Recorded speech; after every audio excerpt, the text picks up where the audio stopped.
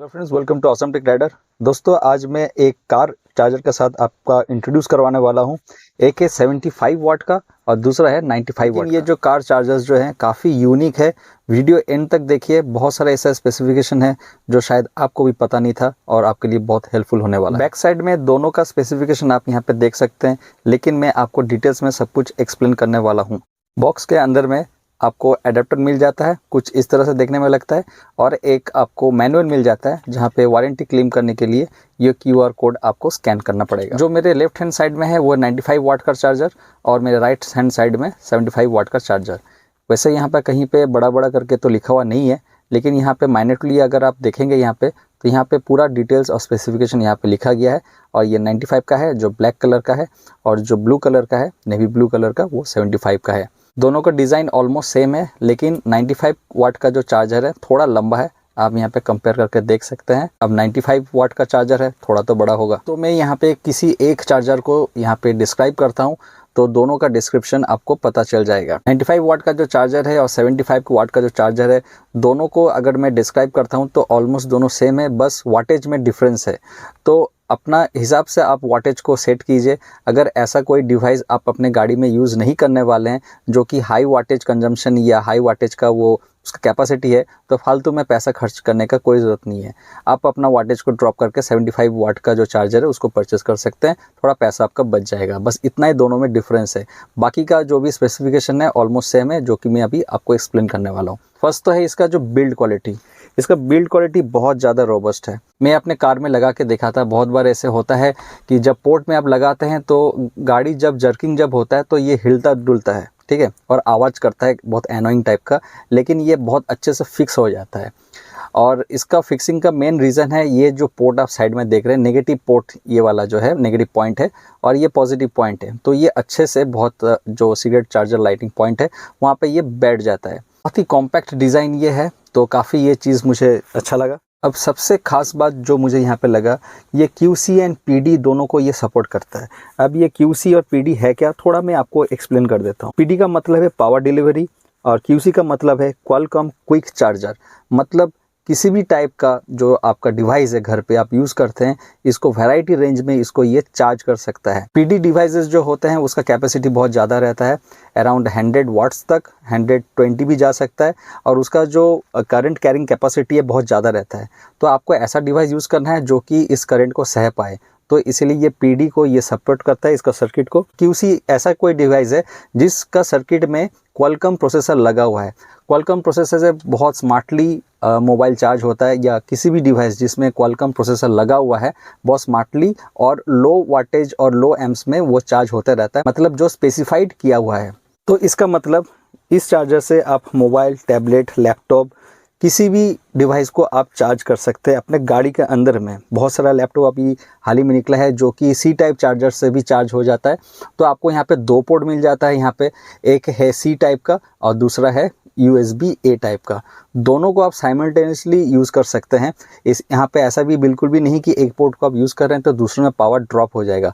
दोनों साइमल्टेनियसली अपना पावर को डिलीवरी कर सकता है। PD का जो वर्जन है वो PD 3.0 और क्वालकॉम का वर्जन है QC 3.0। अब इसी स्पेसिफिकेशन के लिए जो कंपनी जो क्लेम कर रही है, iPhone 0 to 66% ये चार्ज कर सकती है 1 आवर पे। मैकबुक को 0 to 52% ये चार्ज कर सकता है 1 आवर पे, और iPad mini 6 को भी चार्ज कर सकता है फ्रॉम 0 to 56% इन 1 आवर।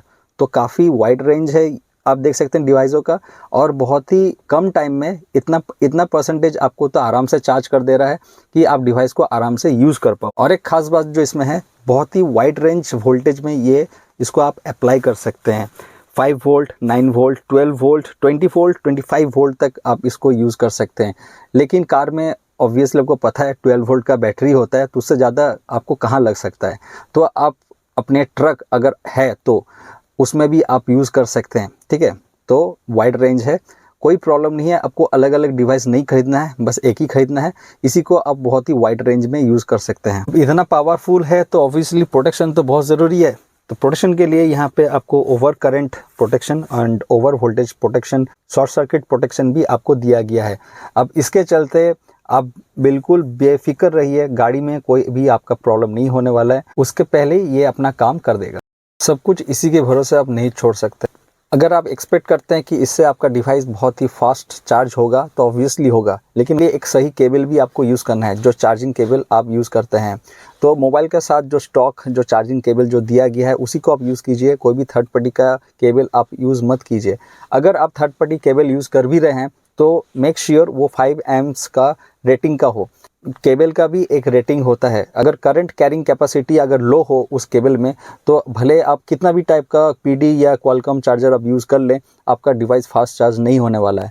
तो उस पार्ट को भी आप देख लीजिए। ये चीज़ मैं इसलिए बता रहा हूँ, बहुत लोग क्या करते हैं बस इसी को खरीद लेते हैं और सोचते हैं कि मेरा डिवाइस बहुत फास्ट चार्ज होगा, लेकिन अगर केबल का कैपेसिटी नहीं है करंट को कैरी करने के लिए तो डिवाइस कहाँ से आपका चार्ज। कुछ चीज़ मैं ऐड करना चाहूँगा, ये क्वालकॉम सर्टिफिकेशन इसको मिला है, ठीक है, जो कि बहुत बड़ा बात है, और BIS.gov से ये इसको सर्टिफिकेशन मिला है।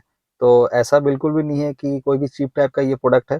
अच्छा सर्टिफिकेशन मतलब है कि आप सेफली इस डिवाइस को यूज़ कर सकते हैं। डिवाइस के अंदर में आप देख सकते हैं कि पूरा ट्रांसपेरेंसी है और अंदर में इसका सर्किट पूरा दिखाई देता है, तो इसका लुक जो है काफ़ी यूनिक बना देता है।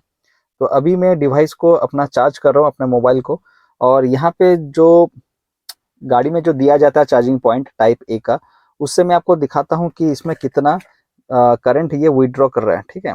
तो यहाँ पे मैं अपना Realme X7 Max को मैं यूज़ कर रहा हूँ, तो यहाँ पे मेजरिंग करते हैं इसका एम्स को।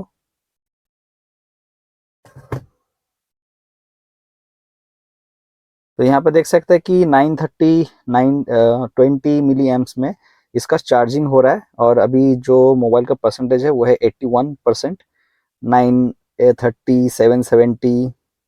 तो मैं यहाँ पे बोल सकता हूँ कि 700 to 800 ये आसपास में घूम रहा है, ठीक है। तो 75 वाट का में जो चार्जर है मैंने यहाँ पे इंस्टॉल कर लिया है, और अभी दिन का टाइम में आपको समझ में नहीं आ रहा होगा, लेकिन अंदर में एक ब्लू लाइट मुझे दिखाई दे रहा है। स्टैंडर्ड पोर्ट है, वहां से निकाल के मैं यहाँ पे इंस्टॉल करता हूँ।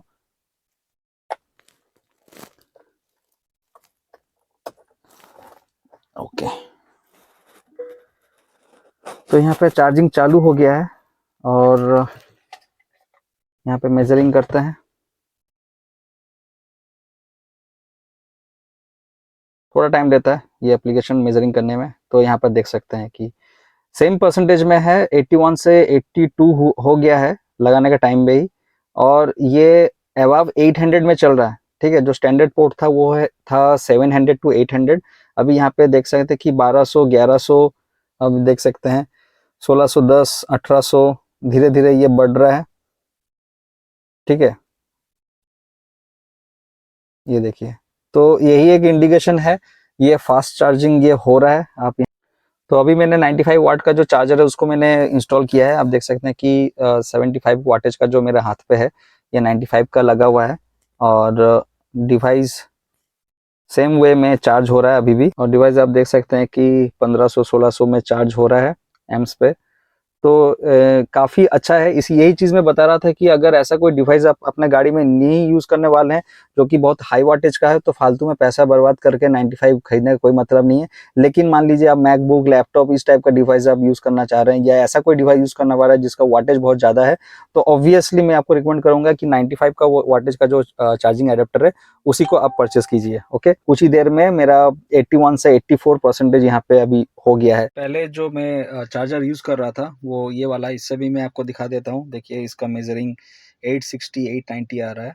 ये कुछ देर के बाद मैं वीडियो बना रहा हूँ, इसीलिए यहाँ पे 82% आपको दिख रहा होगा। तो यहाँ पर भी आप देख सकते हैं कि जो स्टैंडर्ड जो यहाँ पे एक पॉइंट जो मिलता है आपको जो परचेस करते हैं आफ्टर मार्केट, उससे भी आपको फर्स्ट चार्जिंग का ऑप्शन अगर नहीं नहीं मिलता है, जब तक आपका वाटेज हाई नहीं होता है और QC एंड PD सपोर्टिंग नहीं रहता। ये है itel P55 डिवाइस, ठीक है। और इसमें भी चलिए ट्राई करते हैं, यहाँ पे लगाते हैं यहाँ पे। ओके, देख सकते हैं कि देखिए 70, और यहाँ पे फास्ट चार्ज का ऑप्शन भी यहाँ पे आ गया, हाईलाइट भी हो गया। देखिए इसका चार्जिंग स्पीड आप यहाँ पे देख सकते हैं कितना बढ़िया तरीके से ये चार्ज हो रहा है। तो दोस्तों छोटा सा बहुत कॉम्पैक्ट सा डिवाइस है और काफ़ी वाइड रेंज है, काफ़ी मुझे पसंद भी आया।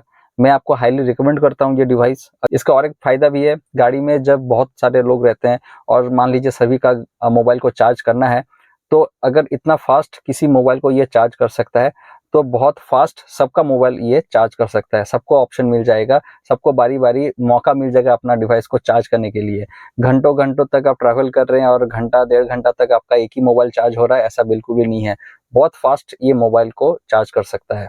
तो अगर ये डिवाइस आपको पसंद आया है 95 वाट का या 75 वाट का, इसका बाय लिंक मैं डिस्क्रिप्शन में दे दूंगा, वहां पे क्लिक करके आप इसको परचेस कर सकते हैं। डिवाइस का ये डेमोस्ट्रेशन अगर आपको पसंद आया है तो मेरे चैनल को ऑसम टेक राइडर को प्लीज आप सब्सक्राइब कर लीजिए। इसी टाइप का टेक्निकल वीडियो और मैं लाते रहूंगा आपके लिए। Thanks for watching awesome tech rider and keep watching awesome tech rider.